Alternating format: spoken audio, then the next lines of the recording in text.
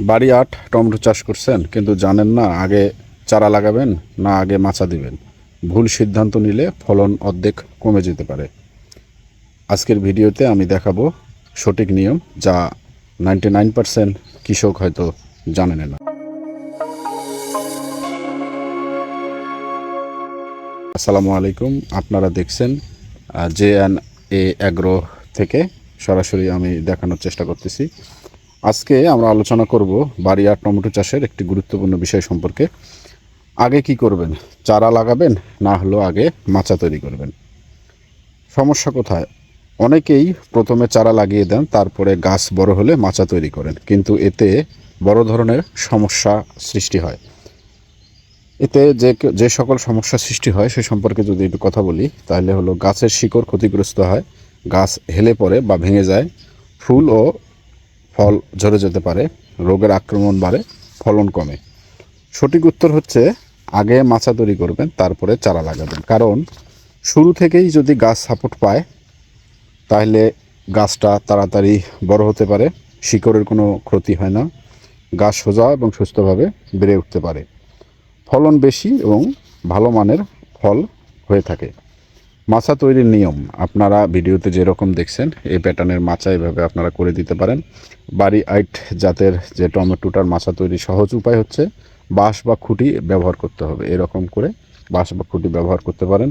প্রতি ৬ থেকে ৭ ফুট পর পরে আপনাকে খুঁটি বসাতে হবে। দুই পাশে সারি করে খুঁটি দিতে হবে, অর্থাৎ হচ্ছে এ প্যাটার্নের আকারে মাচা তৈরি করে দিতে হবে। উপরে দড়ি বা জাল দিয়ে শক্ত করে বেঁধে দিতে হবে। এরকম শক্ত করে আপনারা এটা বেঁধে দেবেন। মাচা যেন বাতাসে না নড়ে, এটা আবার আপনাকে নিশ্চিত করতে হবে। চারা লাগানোর সঠিক পদ্ধতি হচ্ছে মাচা তৈরি হয়ে গেলে ১.৫ ফুট থেকে ২ ফুট দূরত্বে চারা লাগাতে হবে। চারাটা বিকেলের দিকে লাগানো ভালো। লাগানোর পর হালকা পানি দিতে হবে। কয়েকদিন পর গাছ বড় হলে মাচার সাথে মাচার যে সুতাটা আছে একদম নিচের সুতাটা, সেটার সঙ্গে আপনাকে বেঁধে দিতে হবে। ভালো ফলনের জন্য আরও কিছু যদি বলি, সেটা হচ্ছে সুষম সার প্রয়োগ করতে হবে। জমিতে পানি জমে থাকতে দেয়া যাবে না। নিয়মিত গাছ পর্যবেক্ষণ করতে হবে।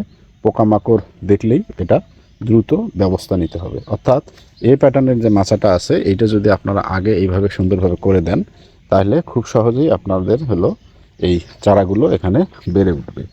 আমার এটা গতকালকে আমি এটার মাচা কমপ্লিট হয়েছে এবং আজকে এই বাড়ি ৮ জাতের যে টমেটোটা সেইটা এখানে স্থাপন করে দিয়েছে, অর্থাৎ এটা এখানে রোপণ করে দেয়া হয়েছে। এবং এই যে মাটিটা যেটা আছে চারার গোড়ার মাটিটা, অনেকেই এটা ভুল করে থাকেন যে চারার গোড়ার যে মাটিটা সেইটা মালচিংয়ে সমান সমান করে দিতে হবে, নতুবা আপনার এই গাছটা এইখান থেকে যদি ফাঁকা থাকে তাহলে এই ফাঁকা থেকে আপনার এখানে যে গরম বাতাসটা এইটা এসে আপনার চারাটাকে ক্ষতিগ্রস্ত করে দিতে পারে। এই জন্য এইটা সমান করে দেওয়াটা সবচেয়ে ভালো। এই যে এভাবে করে দিতে হবে।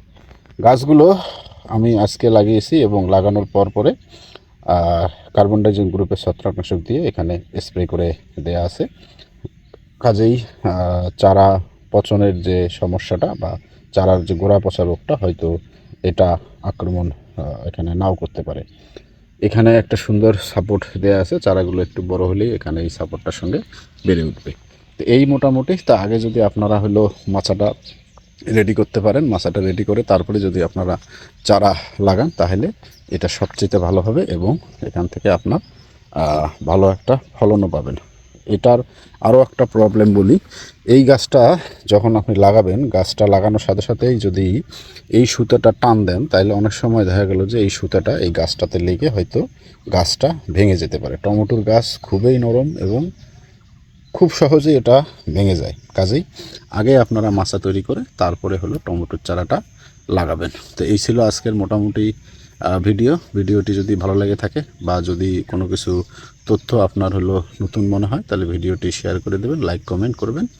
আর আমার এই চ্যানেলটিতে যারা নতুন তারা সাবস্ক্রাইব করে পাশের বেল বাটনটি অন করে দেবেন। তো ঠিক আছে, ভালো থাকবেন। আসসালামু আলাইকুম।